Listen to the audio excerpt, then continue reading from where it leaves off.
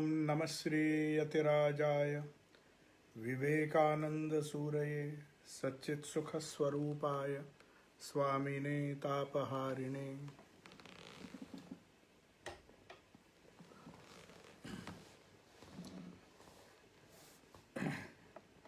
So in our previous class we were discussing about the stages of a yogi. We discussed that as the organs get finer and finer, the perceptions also become finer. And there are different stages through which a yogi passes. But one thing is common, that no matter what kind of visions or what kind of experiences the yogi, he has to persevere and go, or they become stronger. The capacity to do pratyahara and dharana becomes stronger, then the perceptions of the sense organs become finer. And Swamiji gave a comparison which has been confirmed by Holy Mother herself, that when one begins to concentrate, the dropping of a pin, a small pin falls on the floor, it makes a very small sound. But to a yogi who has focused his mind, who has made his sense perception so fine that even a pin, the noise of a pin becomes intolerable. So Holy Mother also has mentioned that. So that is why when Swami Shankaranandji was the president of our Ramakrishna order, he had this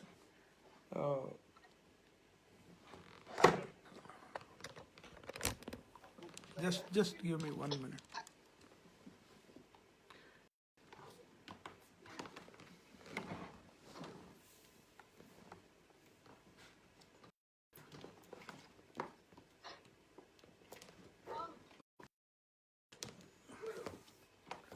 So when Shankaranandji was the president of the Ramakrishna order, it seems he was so sensitive to noise that even the barking of the dogs in Belur Math, he was so sensitive, and especially when he was meditating. Somebody had to be very cautious, and some of the sevaks had to drive away all the dogs so that they don't bark.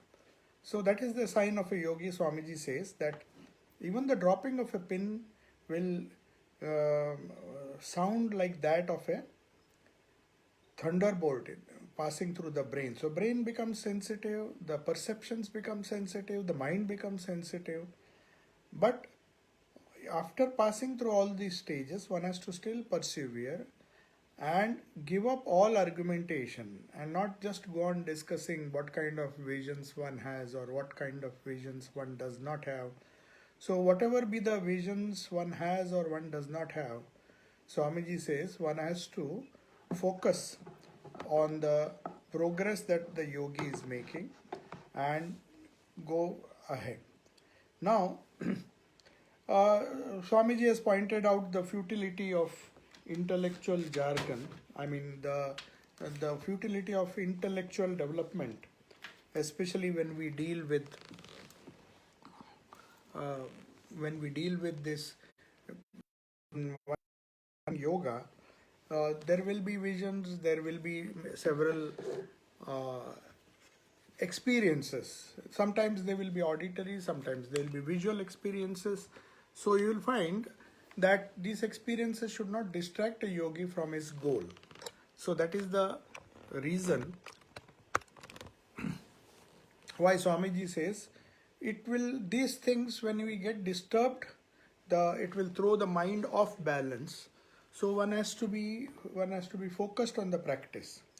Now, when the subtler planes are reached by the practice of this yoga, when the subtler planes have been reached, the mind goes from the gross, the Annamaya Kosha, the Pranamaya Kosha is of everybody feels, but one's mind becomes one pointed and transcends the planes, then higher and higher visions are available for the yogi. Higher and higher, not only visions, but higher and higher experiences of the subtle planes. So they have to be realized. But Swamiji says these cannot be expressed by just talking. If somebody tries to explain these things, there is people will not believe. When Sri Ramakrishna spoke of his wonderful visions, when other yogis speak of their visions, people tend to disbelieve because these things are not very common.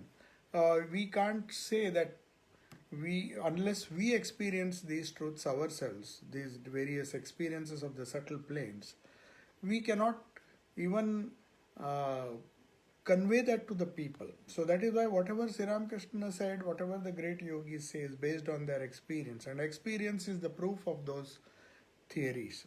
You cannot prove that by intellectual argument. Swamiji says you can argue your whole life talking about the different planes, different koshas, the different levels of different chakras. Now there's so much of discussion and so many things are available on the internet and also in various books.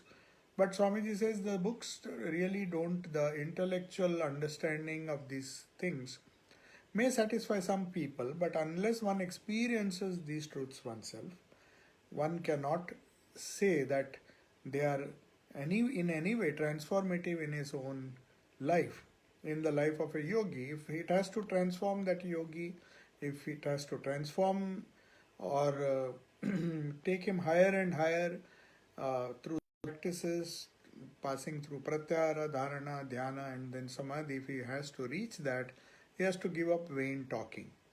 So, vain talking in the sense, if suddenly somebody has some subtle experience, instead of wasting time in trying to tell everybody that I have experienced this and that and all those things, we just have to go ahead and focus on what that is why Swamiji says. And one important thing he says that we will not benefit if we read such books which are written by mere intellectual or academicians who write about yoga but who have not experienced that. That's why Swamiji's Raj Yoga, which we are discussing now, assumes wonderful significance because they are written, Swamiji says, read only those books which have been written by persons who have had realization. Once we have faith in some prophets, in the great saints, it's better to read what they wrote or what was recorded, what was uttered by them. Sri Ramakrishna's Gospel, the Raj Yoga, and all the other things. This Swamiji had made it very clear that since our time is limited, we have to read only such books which connect us to these great personalities, and it's the character of these personalities, the experiences of these personalities, the truths they expressed through different words. Swamiji wrote this book in English. Of course, it has been translated into other languages as well. Sri Ramakrishnan spoke his Rust Bengali, but it is available for it's available. Translation is available in other languages as well. So the spoken word assumes some kind of importance in the life of a yogi if it is uttered by a person who had those realizations himself or herself in his or her own life. So that's why Swamiji is giving, we discussed that last time also. We have to read only books or try to analyze and get our inspiration from books written by people who have had these experiences themselves. So this is very important, this aspect. There are so many books available, very, very erudite expressions or erudite articulations of the different truths of yoga. You'll find thousands of books on yoga. But the first question one needs to ask these people, or when before reading the book, or if we want to really benefit from that, who is the source? Who has written this book? It may be compiled from sources, but the compilation, if it has been made of people who have, it is a compilation from Upanishads, Bible, or the Raj Yoga and all the other great scriptures of the world, then it is fine. then the author has nothing to say himself. As M said, I have not mentioned not a single quote is mine. I have asked some questions, sometimes others have asked questions. I have just recorded the gospel. And this recording of the gospel, based on the notes he made when he heard Thakur, they assume a lot of importance because they are first hand evidence of the words of a prophet, the words of an incarnation recorded by human hand. So they assume importance, and such books only will actually benefit us. Then Swamiji says, once you have read these things, that is very important. He emphasized it, especially in this Raj Yoga, that we don't need to read many books or to know many things to experience these religious truths. We have faith in certain theories written, especially if they are coming from great masters. Once we have them and once we have faith in their words, first we have to hear Shravana, then understand Manana, and then Nididhyasana. Leave all distractions and shut the mind to outside influences. That is what Pratyahara does to us. Pratyahara just to do Nididhyasana, to actually meditate, try to meditate on the things which we have heard to the exclusion of outside influence. If the outside influences keep coming and disturbing our dharana, then you cannot touch the state of dhyana. That is what Swamiji is trying to convey after Pratyahara when he is discussing this dharana.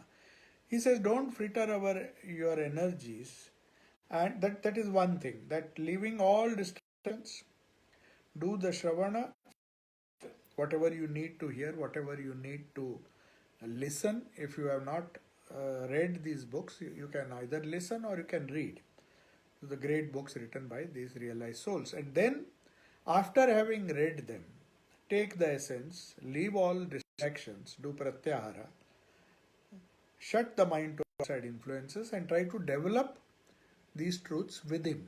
Try to experience the truths within. Within means when you meditate, you are supposed to meditate within. And another thing, another warning Swami Vivekananda is giving, don't fritter away your energies. Don't waste your energies by going after too many things. Stick to certain things which have convinced you, which have come from authoritative sources. And once they convince you and once you make sure that they are authentic and have come from sources who have experienced these truths themselves, then just shut your mind, focus on it, and don't take up any other idea till you reach the conclusion and get some kind of experience or prove the validity of those experiences in your own life. Sri Ramakrishna must have seen, other prophets might have seen. Swamiji made that great statement in San Francisco when in one of his lectures on Jnana Yoga. He said Moses would have seen God, Jesus would have seen God, but what is the fun if you don't see him? If he has, that doesn't make you experience these truths. Unless you experience, just by saying that Moses has seen, Jesus Christ has seen these things, and I have faith in him. If you have faith in him, one has to, we have faith in these prophets, then we have to experience these truths ourselves in our own lives to the extent we can. We cannot hope to attain to all those states which they attain, but at least if we have to make an attempt.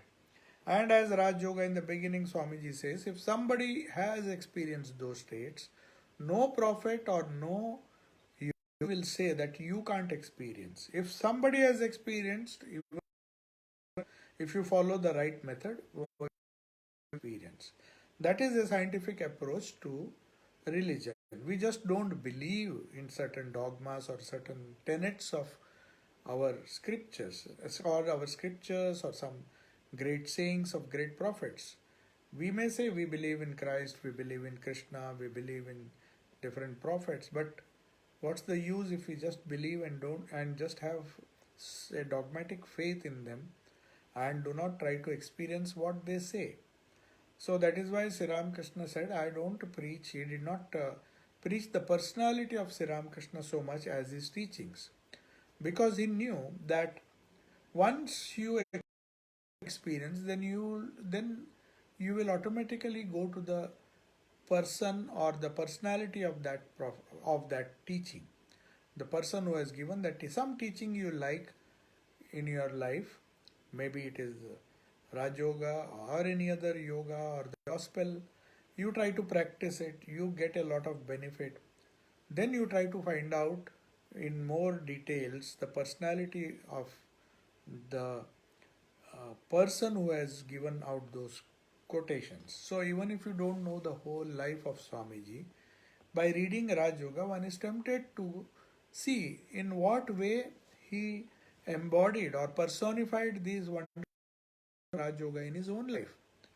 Swamiji has definitely personified the every teaching which he has put down, dictated, and which has come down to us as Raj Yoga.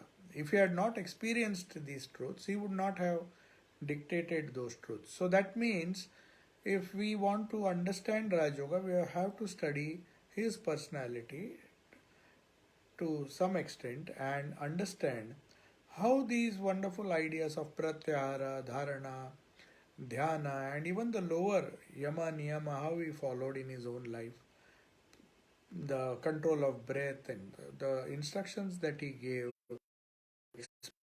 he had. So all those things are covered by the biography. And in the gospel, we have Sri Ramakrishna himself trying to tell us the different experiences. In fact, he drew some of the sketches trying to explain to Holy Mother the different chakras, what he saw in his visions. Unfortunately, Holy Mother lost that paper. She said how nicely Thakur had explained these things to me, explained these experiences of uh, passing through the different chakras and what was the experience he had when he meditated on the different chakras. So many things are there, though it is not strictly part of Raj Yoga. It's a part of tantras, which is known as Kundalini Yoga. So chakras are a synthetic form of yoga, where all the yogas put together give us an idea of what spiritual life is really is. But here we are focusing on Raj Yoga. So Swamiji says, take up one thing and do it till you see the end of it.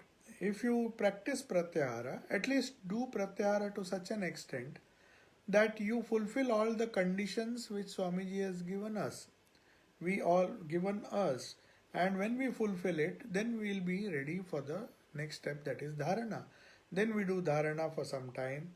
Of course, when we are doing pratyahara, we achieve some kind of that pratyahara. We can also simultaneously start the practice of dharana, also start the practice of dhyana. It's not that you complete one stage and then reach. But Swamiji says, if you take up one thing, just follow it to its logical conclusion. Try to try to There's some noise coming in the background. I request all of you to mute your phones or the devices, because we can hear the sound of uh, coming through, and it is, disturbing us. Anyway, so now Swamiji says one has to focus on certain things, certain aspects of yoga. Try to get some kind of mastery on that aspect. If we do pranayama, try to understand what pranayama is, practice what Swamiji has said, then we take up the pratyahara, then we go to dharana. And Swamiji says, he goes one step further. He says, become mad with that idea, then only you will see the light. You can't for a few days and say that I'm not seeing the getting any results and I just drop it. You have to follow it.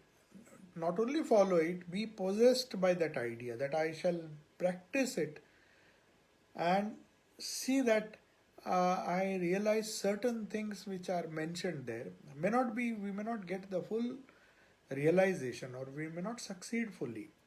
But be mad with that idea, and then alone you will see light. Even to get success in any field of life, you would have noticed. If you want to become a good student, if you want to become a good surgeon or a doctor or even an engineer, if you want to be the best in your field or a big scientist, we have to become mad after that idea. You saw all the big scientists, even to make some discovery. People, they lost what food eating, what they were, Newton and all those great Edison, these great inventors. They literally focused on their ideas so much that they could not do their daily tasks in a very normal way. You could see some abnormality in their behavior. That is because they were simply mad. People are Thakur was somebody criticized Thakur and said you don't be seem to be I mean, everybody says that you are mad after God. Then Thakur says, what is wrong with that? I am mad after God. People, have you not seen people mad after money? Have you not seen people mad after gold and Kamini Kanchan? So Swamiji says, Thakur says that people are mad after worldly things, and they give their life to get something which will not last eternally. So if I am mad after God, by gaining which I can have eternal life, what is wrong? Let me be mad in my way. So everybody is mad in a particular way, because that madness is what Swamiji says is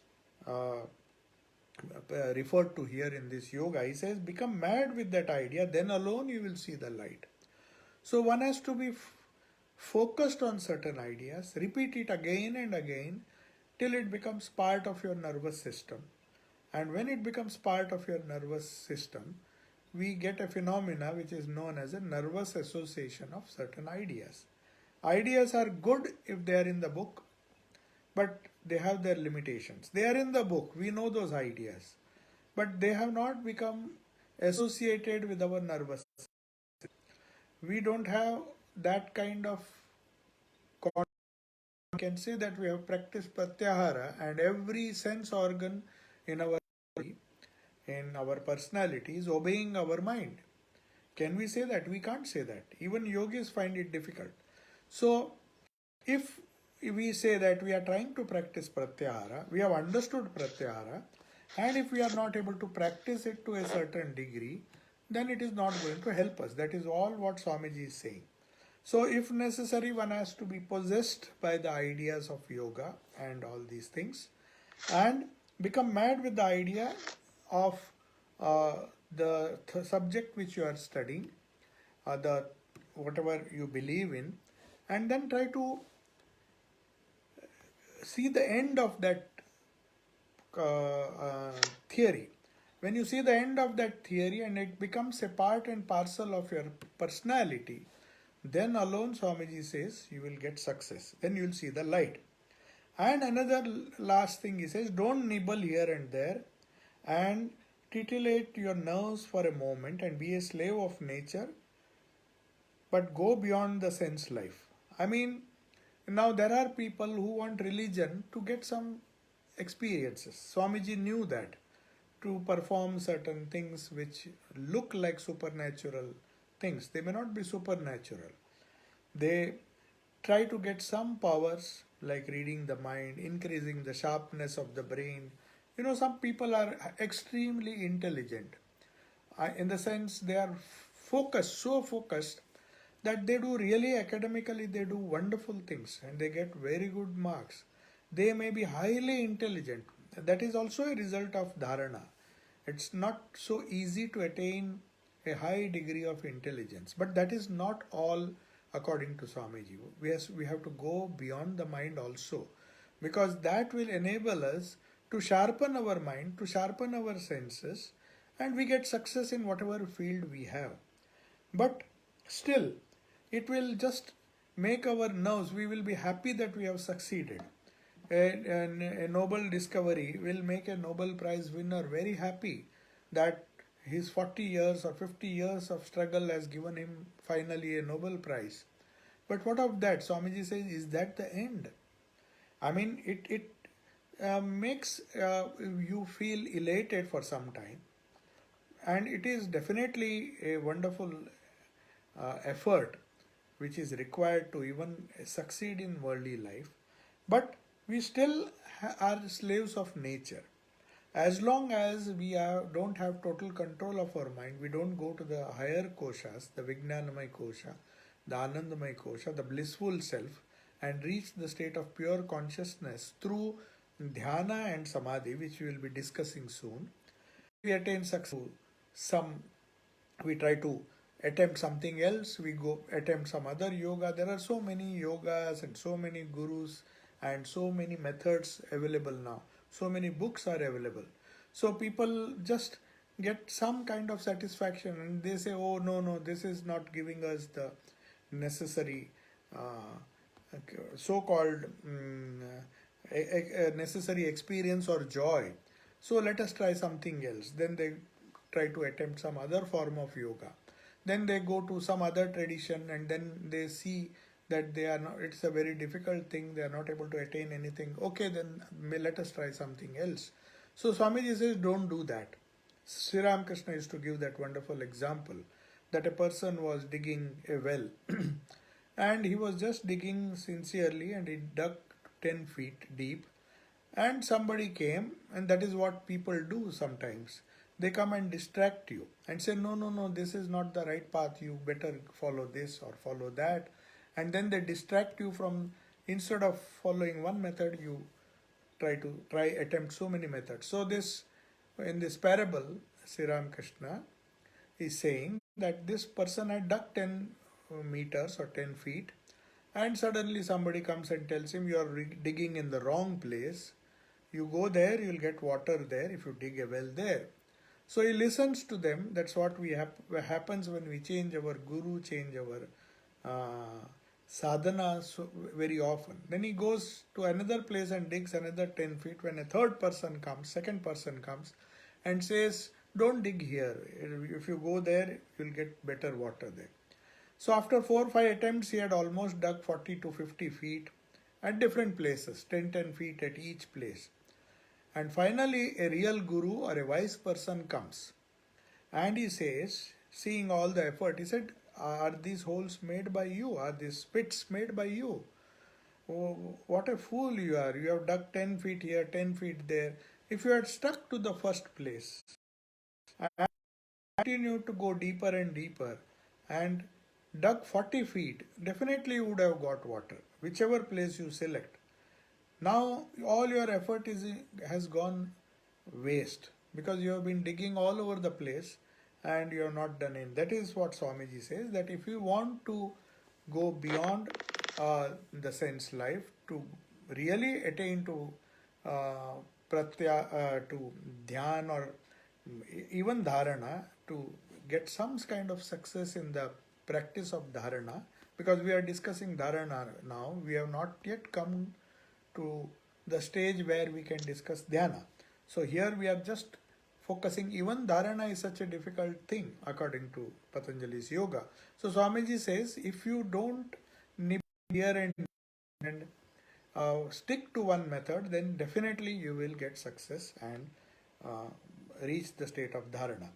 Now, there is a famous quotation of Swamiji which has been quoted in many books. It's very popular with the students. Especially people think that Swamiji says this to encourage them. Definitely it encourages them in their studies. They can focus well, they can concentrate well. So students like this quote very well. And not only students, but people who are attempting something, some venture, and want to succeed in it. It may help them, but here it is very clearly Swamiji says, if one wants to become a yogi, then what one has to do? Swamiji says, make one idea your life. Think of it, dream of it, live on that idea. Let the brain, muscles, nerves, every part of your body be full of that idea, and just leave every other idea alone. That is the way to success.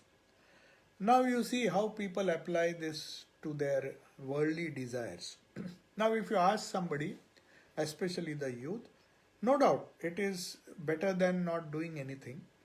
And people, when they want success in any field, especially suppose somebody wants to earn millions or billions, he will take this quote and say, make one idea your life. What is that idea? That I want to become a billionaire. Think of it. He is thinking of it. He is planning how to create billions. Day and night he is planning. He is dreaming of it. Think of it, dream of it. Live on that idea. Now they don't have time to do anything except dream about money. Now this quotation is very much applied in our day-to-day life. I have seen many people, especially youths, getting inspired by this idea, and they try to rush to practice this, and they get success in their field. I'm not denying that.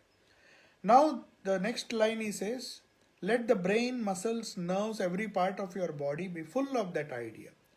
Now if you see some of these misers or some of these people who have worked hard to create billions, if you see, they have put in the same kind of effort that a yogi puts, but only in the wrong direction. They have created these billions, they have destroyed their health, they have destroyed their life to the extent of creating billions of dollars, for whom and for what purpose we do not know. But they have taken up one idea, as Swamiji says, think of it, dream of it, live on that idea, let the brain, muscles, nerves, every part of your body be full of that idea, and just leave every other idea alone. This is the way to success. Now when some youth comes and asks me, now I am studying, I want to pass, now I will give up all ideas, it's a fine thing. He will academically be excellent. But then there should be a higher goal. That is what Swamiji says. The success here means that does it take you from the gross to the subtle? Do we develop spiritually? That is more important. Here his Swamiji's quote is in reference to success as a yogi. One has to remember, one should not take this quote out of context and apply it in whichever field we want. Even Hitler had some ideas and he followed it to its logical conclusion and he thought he will succeed, but then finally he did not. That is what happens with all our worldly efforts. Our very basic idea of success is wrong, and when we apply these quotations of Swamiji, we no doubt get success, but that success is not eternal.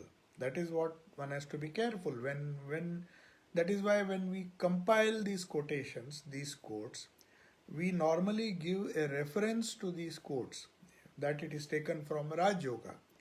Now we have to go back to Raj Yoga, see where this quote has been mentioned and see the context and see why Swamiji is saying that. What does he say when you say think of it? What make one idea your life? What is that idea Swamiji wants us to select? He doesn't say take up the idea that you will become an excellent scientist or an excellent doctor or an excellent engineer. That is not the idea which Swamiji wants you to select and give your life for it. There are people who do it, that is fine, but they will get only that. That is not the highest idea. So when Swamiji says success, he means how to become a successful yogi, to reach the end of yoga. So that is why Swamiji says the next sentence is very important. We just take this quote and use it for our purpose, but we forget that after this there is another line where Swamiji is explaining what do you mean of making one idea your life. What do you mean of thinking it, dreaming of it, living on that idea, making the brain, muscles, nerves, every part of your body full of that idea and leave all other ideas alone? What is the meaning of that? He says, we must go deeper. Deeper means what? Not in the idea. You must go deeper into our mind. First, do not disturb the mind. Do not associate with persons whose ideas are disturbing. Avoid places, foods, and even people that disturb you. You see, what are these conditions? Do we fulfill it? Of course, you may say that if you want to pass in an exam, you also do the same things. You don't associate with everybody. You shut yourself in a room. You don't get disturbed, distracted by other ideas. Yes, it is partially true. But Swamiji's next sentence says that practice hard and don't think of the result. I mean, what is the result? Result is very high. The goal which Swamiji has set for us is very high. It is not simply getting success in attaining some worldly goal. It is to go beyond nature. He says that. He says religion is mere entertainment for tamasic people whose minds are not fixed on any idea for a long time. They want to hear about religious talks as mere amusement. Now, this is another danger which Swamiji points out, that Tamasic people are happy with gathering wonderful religious ideas, and they don't bother, they don't even bother if they are successful in practicing those ideas or not. They may understand the theory, they are happy, they'll go to another theory and listen to some other theories and then go to some other theories and try to understand and say that I know this yoga, I know that yoga, I've read Gita, I've read this, I've read that. So Swamiji says they just want, they take religious talks as if it is another amusement, just as we hear some program on the television or some other media. Religious talks also assume the same role. It's not something which they take it seriously, and something which these Tamasic people, which Swamiji is referring to, they say they take it as a mere amusement, they listen and then just forget about it. So they take it as mere amusement. But Swamiji says to succeed in as a yogi, not to succeed in any vocation of life, one must have tremendous perseverance. This is another quotation which is very often quoted and to gain some worldly advantage or gain some worldly success. He says one should have a tremendous will, that I will drink the ocean, says the persevering soul. At my will, mountains will crumble up. Have that sort of energy, that sort of will, work hard, and you will reach the goal. Now he is referring to yoga because yoga requires more effort than succeeding in any worldly goal. This is what Swamiji is trying to say. The context must be very clear. He is saying mountains will crumble up. That means whatever gross things are there, whatever gross obstacles are there, they have to crumble up. And they can crumble only if the spirit or if the will is high. Jesus Christ, they tried hard. They killed him. That's the worst they could do. So Yogi cannot lose faith. He did not lose faith in his Father in heaven. In fact, he was laughing when he was crucified. He was trying to forgive the people who tried to crucify him. He did not bother because he knew they may kill me, they may crucify me, but they may destroy the body, but they cannot destroy my spirit, they cannot destroy my soul. So that is the faith which he says, at my will, mountains will crumble up. My will is so strong that even if mountains crumble, the once Swamiji says, some people had asked him that will there a day come when there is the so-called doomsday, when everything will dissolve, like yeah. So Swamiji jokingly said, according to my philosophy of Vedanta, the sooner it comes, it is better because my spirit will never die.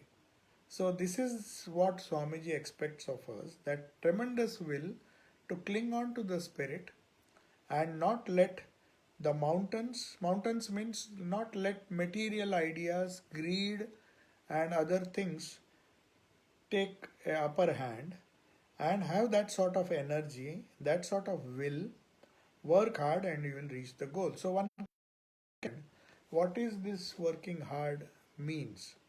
It's not just working hard to achieve some goal, pass some examination, earn some money. That definitely requires will. But that is not what Swamiji is referring here. He says even the mountains will crumble before that will. That means whatever gross attainments you can think of, you can dream of, they also will become like straw. When Nachiketa was the whole offered gold and wealth and prosperity and kingdom and all those things by Yama just to tempt him, he said, I don't need this. I know the futility of possessing all these things. You keep it for yourself. Give me the secret of death. Try to me what happens when one dies and what remains.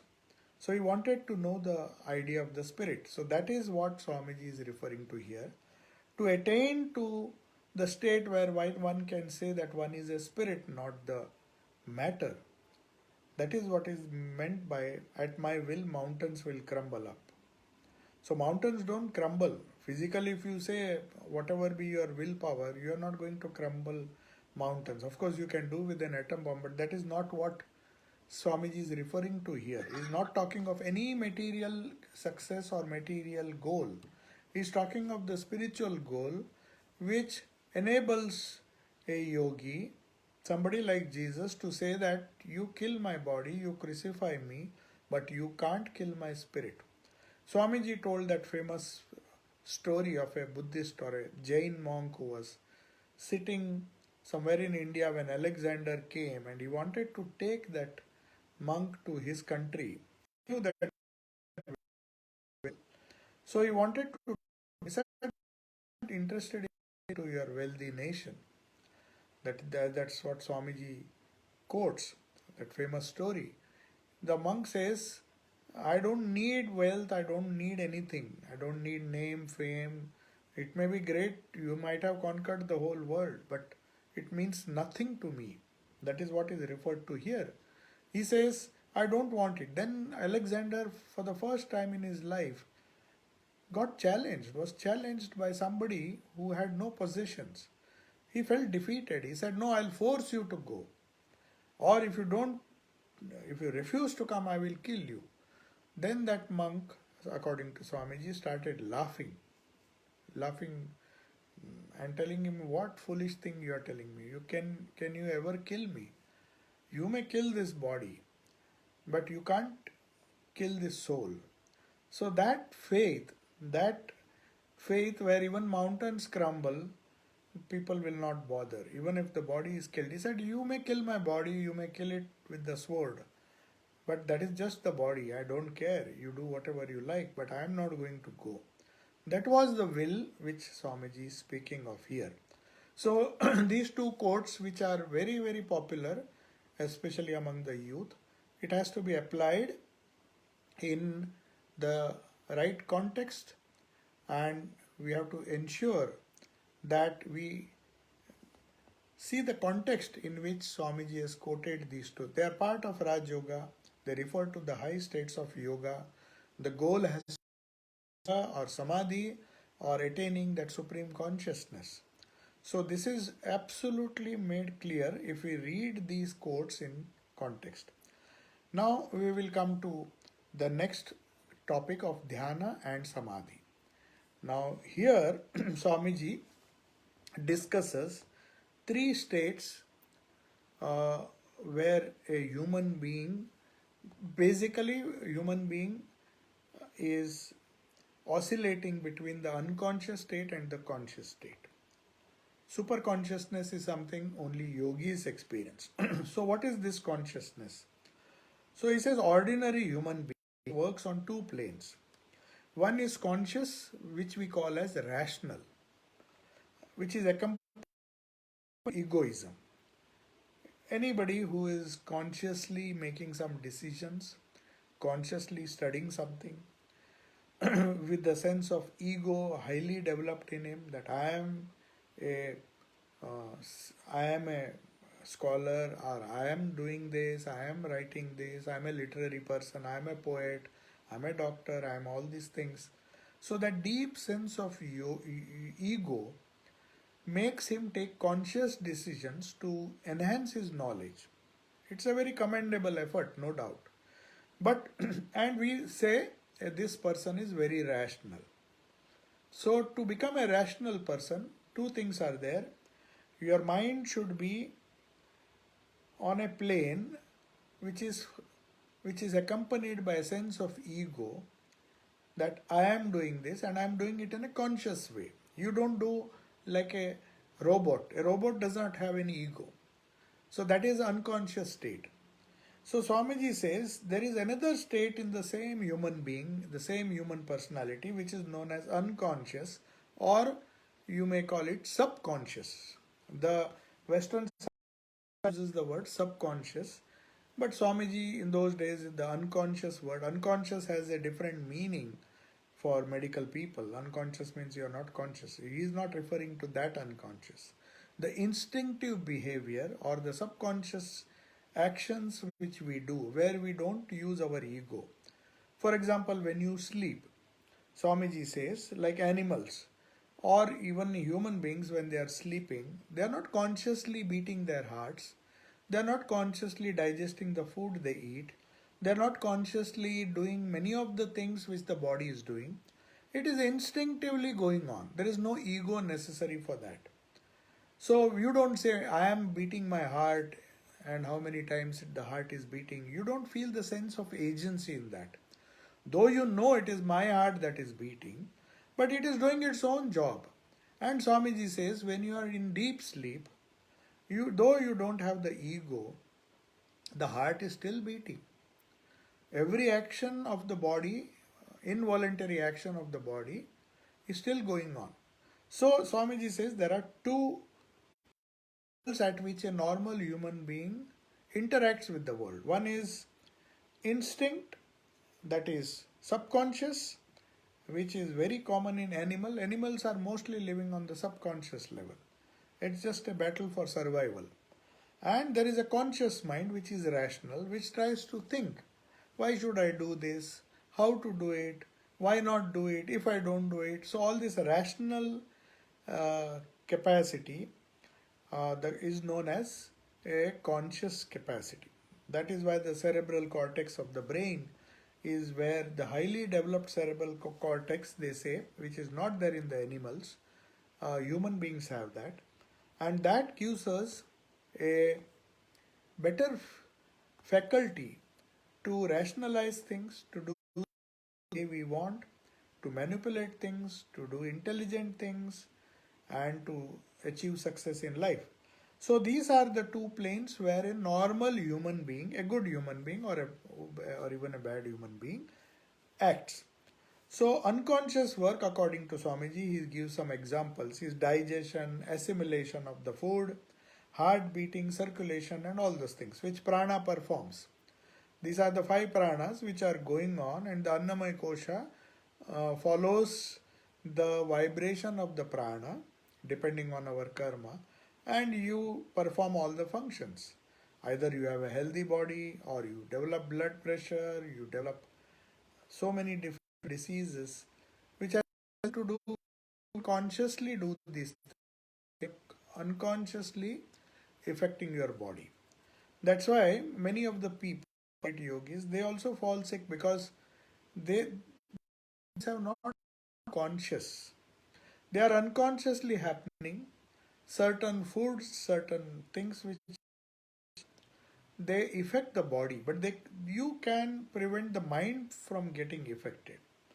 That is the real skill of a yogi. That the body and the Annamaya Kosha and the Pranamaya Kosha, any disturbance because of lack of food, Swamiji says, the unconscious work, digestion, assimilation, heart beating, circulation, and all will be affected by the worldly objects, by the worldly atmosphere, and the world with which we come in contact.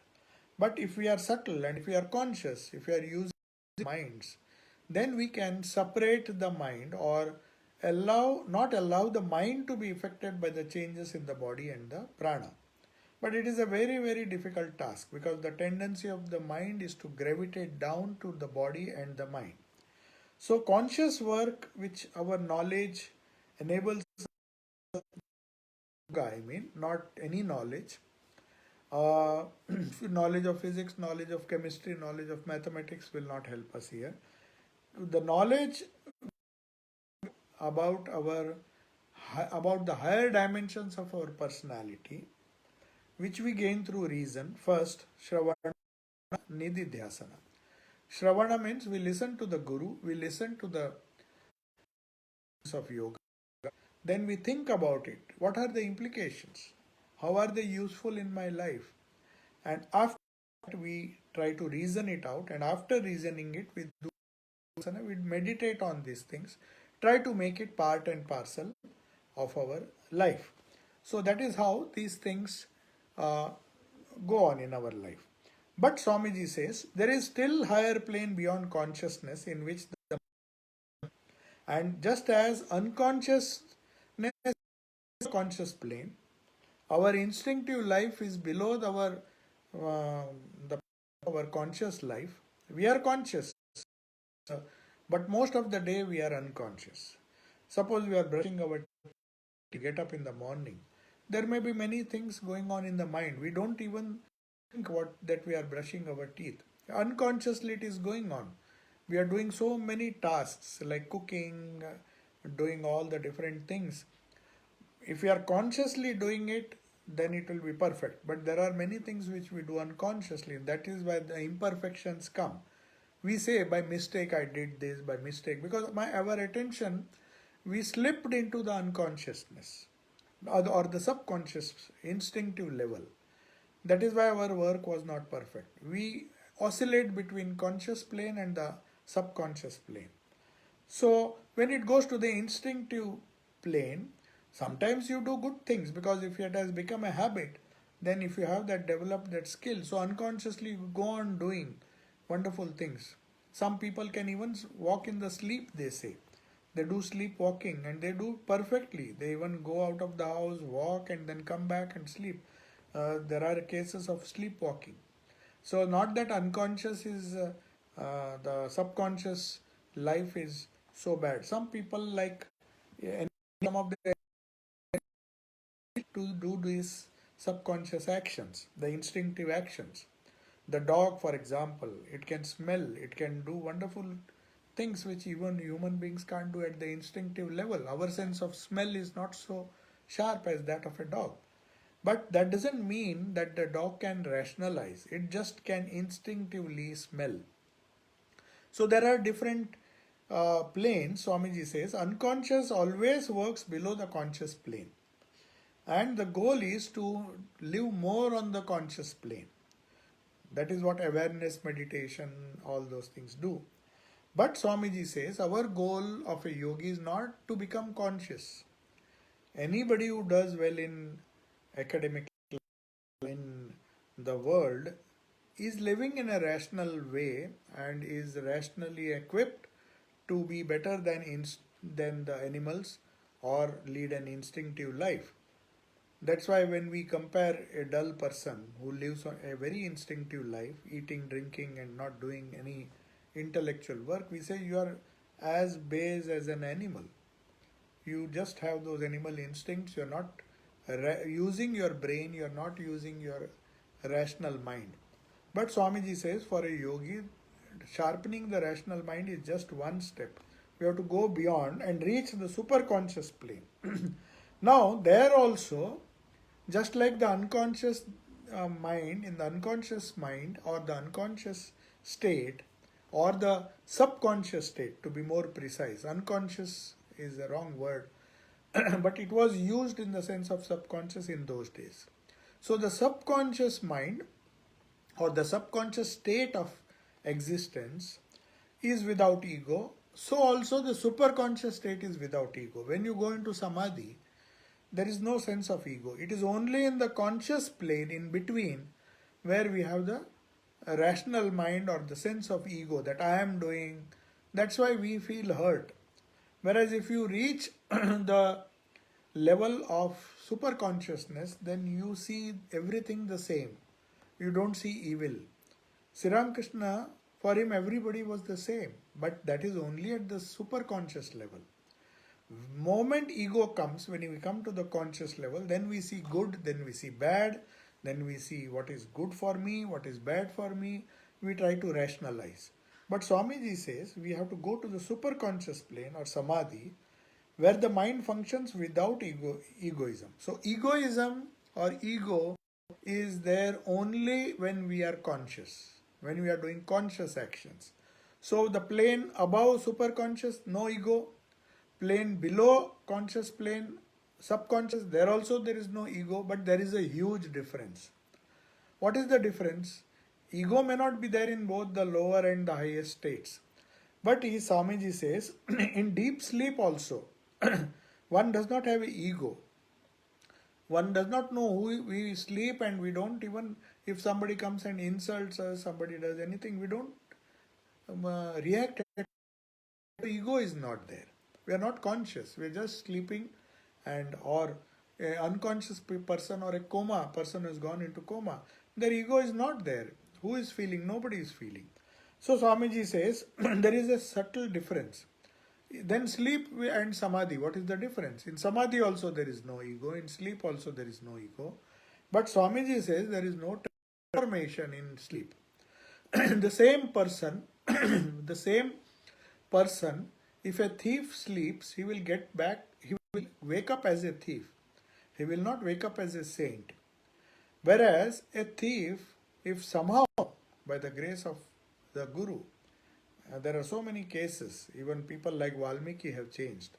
So if a thief goes into samadhi and comes back, then he will no longer be a thief. That is the difference. Swamiji says there is no transformation in deep sleep because there is no ego, but there is a transformation when one reaches samadhi, where in which state there is no ego. But when he comes down to the conscious plane, he is a changed man. That is the difference.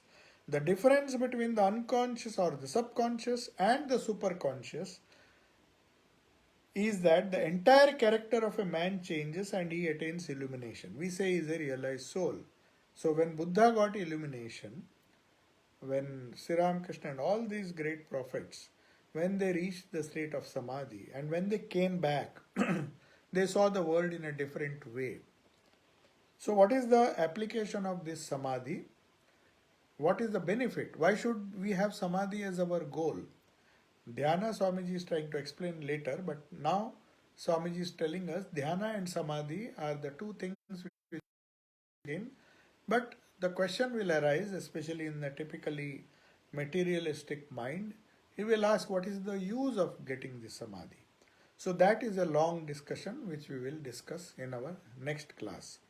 So I'm sorry I was a bit late because I had to even have the Facebook live because I'm somehow not able to record on Cisco the WebEx session. So I'm doing another mobile on Facebook live so that I can just save it, and those who cannot see it here can at least see it there. Earlier I used to record on WebEx and then transfer it to Facebook, but now it is Facebook live. The quality is slightly different, but anyway, that is what I tried to do. So if there is some question, of course the Facebook people can't ask, but if somebody in the WebEx session wants to ask the question, they can ask. Hopefully the Facebook also will hear the question because I've kept the microphone on. Yes, if there is any question, you can please ask. Swami, could I ask, please? Yes.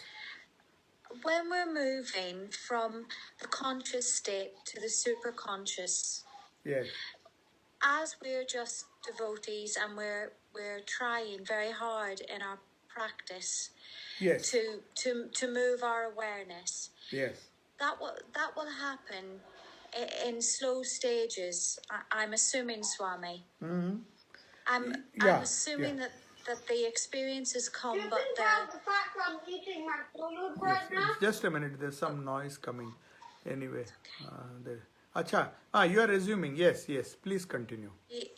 Yes, Swami. When we're moving from the conscious state to the superconscious state, yes, obviously as devotees we have experiences, but we're we're not a, we're a long way from being established in the superconscious state. Yes, definitely. Superconscious is a very, very rare state.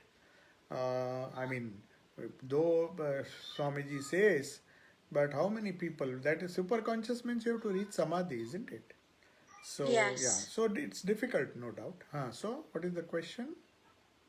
So Swami, when we make progress, will we have experiences and we have peace and we have wonderful sensations, but I suppose where are we, Swami? It's I in suppose- one of, that's why I told you, na, Swamiji says, after Pratyahara, when we are in stage where we have just managed to practice Pratyahara, Dharana, even before, there will be lot of experiences. Swamiji Yes, Swami. says, are milestones. The only danger is we should not get stuck and try for samadhi, though it is difficult, because otherwise what happens, we will be just floating around and thinking these experiences are the end all of yoga.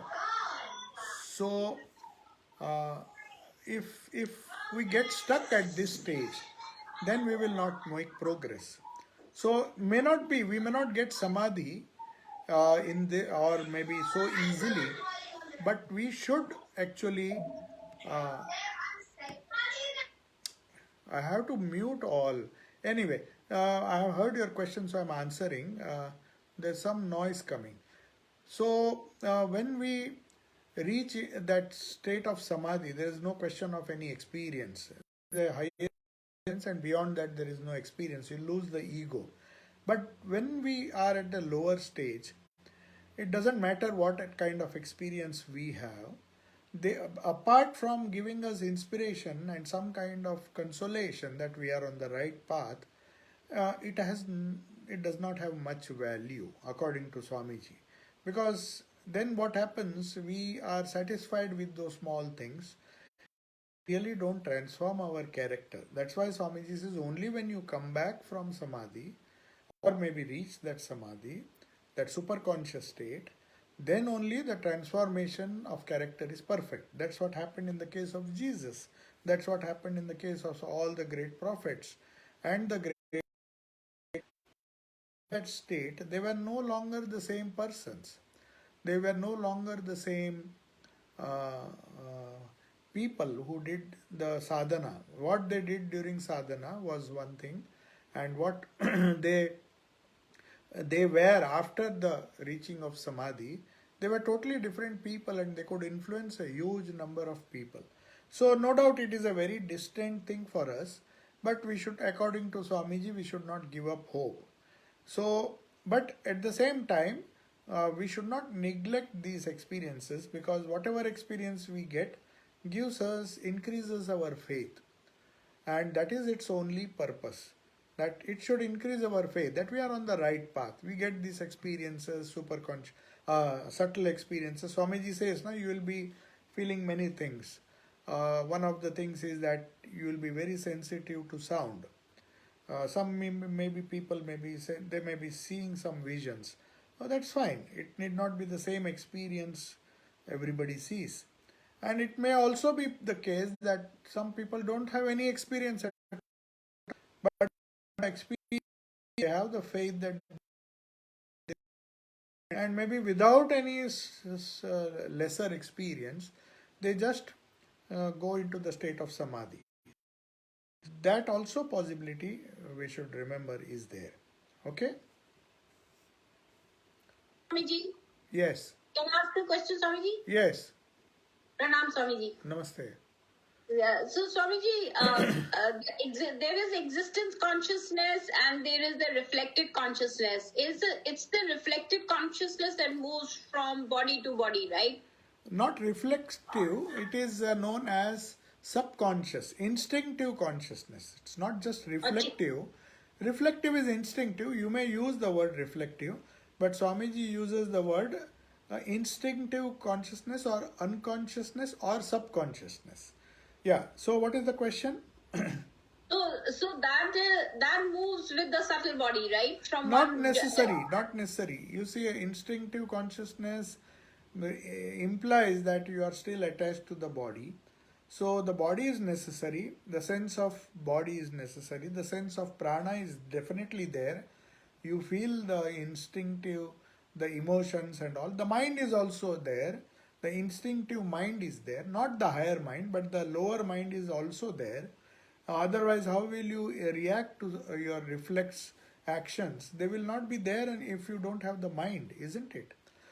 So when you say reflexive consciousness, you actually mean the instinctive consciousness that is there in every living being, even in the plants, even in animals. So it is nothing unique to human beings. Human beings may be having a highly developed sense of instinct. Some animals have better instincts than us. So it's not necessary. But what makes human beings special is that they have this higher consciousness and they also can go up to super consciousness. Okay? No, so Swamiji, which consciousness moves from one birth to the other? Oh, it's all together. I mean, you don't just the instinctive. There will be less of that instinctive consciousness birth because you have losing the body and the prana, isn't it? The prana remains. Some prana, some semblance of a prana remains, but it is the higher mind which transmigrates, not the instinctive mind. The higher mind is more the good samskaras, the good things, the rational mind, whatever you have done, those migrate. But even in animals, when they evolve, the lower animals become higher animals. That is how creation goes on. So even this instinctive consciousness is there. But for a spiritual person, it is the higher mind or the higher consciousness which migrates and which gives higher and higher births. Okay? Thank you, Swami. Okay. So, Miji, can I Yes. ask her? Yes. Um, you see, if everything is one, like Satchidananda Brahman, Yes. then whether you call it as Ish Shiva or Vishnu or any god, it should be going to the same thing. It should refer. It is referring to the same thing, isn't it? Uh, in which depends on which system of yoga you are following. Now you see, you can't be referring to the same thing if you consider God as personal God. Vishnu has its own characteristics, identity. Though they are as Satchidananda, they are same. But Yeah. because we can't think of Satchidananda, nobody can, no human mind can think. One can just attain to that state. So we personalize that God and say that Satchidananda has taken the form of this particular Ishta uh, or the Vishnu or whichever God you believe in. So if you don't believe that it is Satchidananda who has taken form or maybe as an avatara, you call the Vishnu avatar of Vishnu, of Shiva, you take any god or even take Buddha or anybody, it doesn't matter. But the ultimate reality is taken because your mind cannot conceive of a higher reality. That is the reason we do it. So if it all are not the same, if at the mental level, how can you worship Vishnu and at the same time worship other gods? If you have that faith, it is fine that all gods are Satchidananda. Then you, but the thing is, to focus your mind, Ishta is necessary. So that's why that danger is there. That's why they say don't just verbally say are same. So whenever I get a mood, I'll worship Ganesha. Whenever I will worship another. Then your focus, your concentration, your dhyana, dharana, and all those things will not develop. You know, if you want, you have to focus on one thing. That's what we discussed today. Nibbling will not do. If you want to hold Satchidananda, then don't accept incarnations like the Gyanis. Then you don't need incarnations, you just meditate on the Satchidananda. But if you take up one God, whichever God he or she is, you think if it is Sachidananda, then that Sachidananda has come in that form for your sake. And you Yes. focus on that God, that personal God, and that personal God will lead you to that state. You got my point? Yeah, but what I'm saying is whether you think of Vishnu or Shiva or anything, Yes. at the end of the day, it is Satchidananda only. End of the day means what? If you really have that faith, but the thing is, you can't be simultaneously thinking of so many gods. Because then why do you have to think of Vishnu? All the gods, Sarva Deva Devi Swarupaya, we say when we want to see Sri Ram Krishna, my God as the God whom we are worshipping has become Vishnu, has become Shiva. That you can say. Even the worshippers of Shiva can say there is hardly any difference between Shiva and Vishnu. That is the path of a Jnani. That is fine if you can maintain that attitude.